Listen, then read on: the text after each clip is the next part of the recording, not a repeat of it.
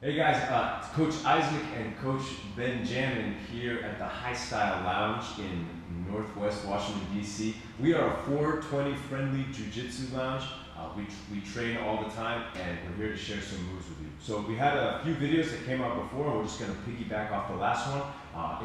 In the first video, we talked about getting into the crucifix. In the second, we touched upon some of the leg controls. And in this last one, we're going to go over a couple options that you can do with your arms to kind of help balance this whole position out. So check it out. We're going to show you right now.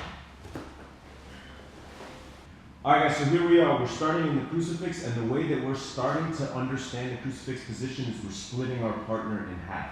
That is to say that I have a legs versus arm side and an arms versus arm side. And this is just how we're going to learn the position. Okay? So in our prior videos, we were talking about some really cool ways that we can use our legs to further entangle our partner in the position, and so we want to be able to follow up with the same concepts on the arm side.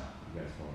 Now, one of the big themes from last week's video was getting bottom leg control so that you have a free leg, right? It's always good to do more with less sometimes, right? So we're going to do the same thing over here. So step one, we're going to go for a traditional 2-on-1 style grip.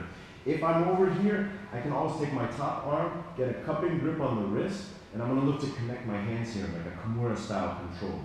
As a little detail here, bringing this elbow in between is very nice, and it's also going to further isolate his shoulder so I have good control on this side. This is going to stop him from turning or moving, and it might help me set up some submission. Now, sometimes I want to get a little bit more of a free arm. So what you can do from here, as we progress our control, is you can take the inside. We can look to cover the end of the partner's hand. Just be careful grabbing fingers, but there's nothing wrong with grabbing the hand. Right? This is what he grabs me with, and now I have a free hand. Okay, just like that. Moving forward, we have some options in the gi, right?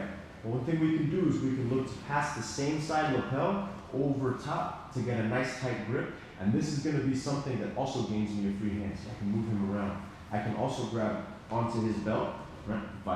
Provided he's wearing it, or otherwise. And last but not least, if you want to get real personal, we can grab inside the pants, right? This is a really, really strong grip, you know what I mean? And it lets them know you mean business because you're grabbing them by the pants. That's usually how it goes. All right, so just to recap real quick, right? I have a basic Kimura or 2-on-1 control. We also have a 1-on-1 style control. And then we have these really great grip options. 1,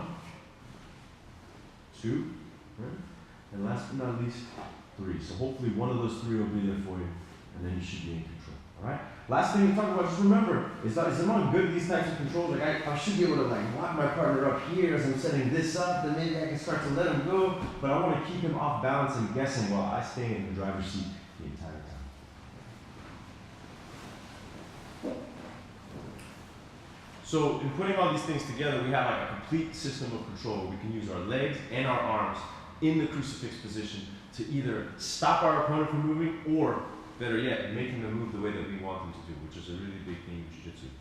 In any case, we train all the time here in Northwest Washington, D.C. If you ever are curious about checking us out, please send us a message, and Highstyle Lifestyle all day.